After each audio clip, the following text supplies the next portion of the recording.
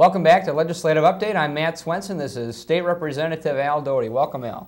Thank you, Matt. Good to be here. Good to have you in the studio. Good to have you folks tune in at home to hear what's happening here at the state capitol and to hear what Representative Doty is doing on your behalf. And I know that you've got a lot of bills moving through the legislative process right now, but one bill that you've authored would cut taxes for charitable gambling organizations in rural parts of Minnesota so we can build our communities again. Yeah, I like to tell how this one got started. I'm standing around in the schoolyard in Royalton waiting for the parade to start in my hometown.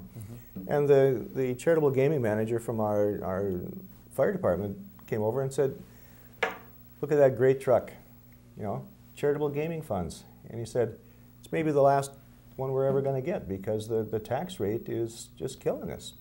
And I went around and I talked to lots of other gaming officers from the other organizations, and I just, we have a real pattern here. We have declining use of those things for various reasons. And in rural Minnesota, every ball field that you go by, every piece of playground equipment that kids are playing on in the city parks, it's, you know, Lions equipment, you've got firemen's fun trucks, you have J.C. Field, and, you know, all these. I don't want to leave any out because we have a lot of these clubs and they're all doing great work.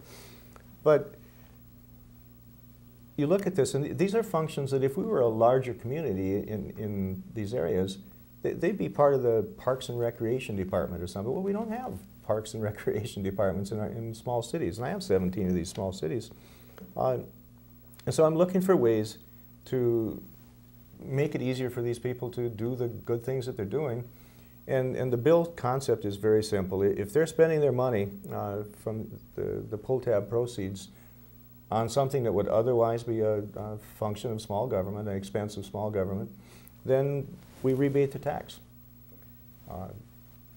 Simple concept, but why would you be, you know, it's like we tax ourselves when you're doing something directly for the people like that.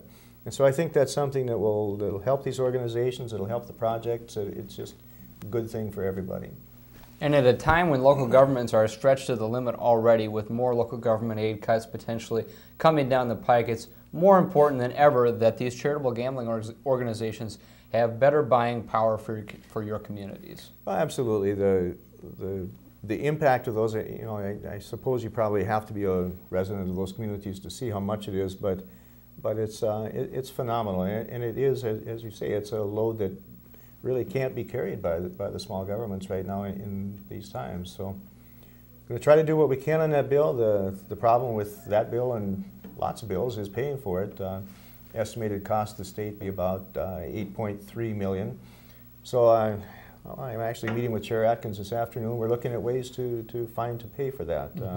We may hook it with, who knows, video bingo in bars. They've got these cool portable devices now, and that'd be good for local business too, maybe. So, you know, we're looking at all options here because I think it's a very, very important issue. Presented that to committee this last week, and unanimous, both sides of the aisle. Great idea. I hope we can pay for it. So I hope we can pay for it too, and we're looking really hard at finding ways to do that because I think this is really an important issue that's going to make a big difference out there in our communities. And how can we pay for it is a question that every legislator is asking on every issue here at the state capitol. Once again, looking at a $1.2 billion budget deficit brought on by the worsening economy.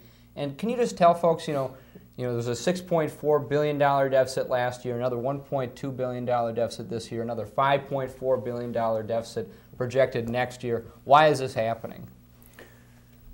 We are a product of the world and the nation that we live in, and the economy tanked a year ago, as everybody knows, and Minnesota is not immune.